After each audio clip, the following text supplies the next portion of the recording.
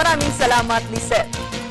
Samantala, magtutulungan ng National Power Corporation at UB Media na may hawak sa Panahon TV upang mas lalo pang mapabuti ang paglilingkod sa ating mga mamamayan. Balitaan mo kami, Bianca Piedad. Lumagda ng kasunduan ng National Power Corporation at UB Media para sa pagpapalakas ng serbisyo ng Panahon TV sa publiko.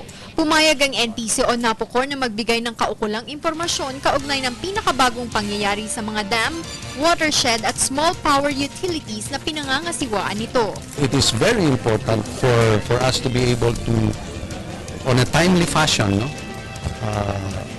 alert the public as to what are the possible impacts of a disturbance in the weather, and if ever there will be any additional impact because of a release of water from the dam itself.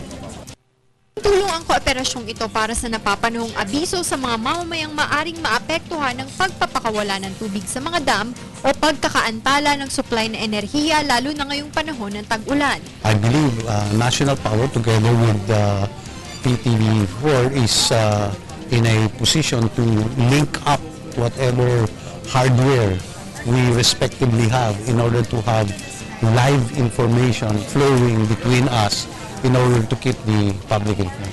Dahil dito mas mabilis ang pagpapakalat ng impormasyon tungkol sa panahon at lagay ng kapaligiran, kung kaya't mas magiging handa sa kalamidad at maiiwasan ang pagkawala ng maraming buhay o pagkasira ng mga pananim at ari-arian. Since the rainy season is approaching, we really need to know this information, and this information should it just be kept within NAPOCOR. So it's the role of Panahon TV really to disseminate this information to everybody.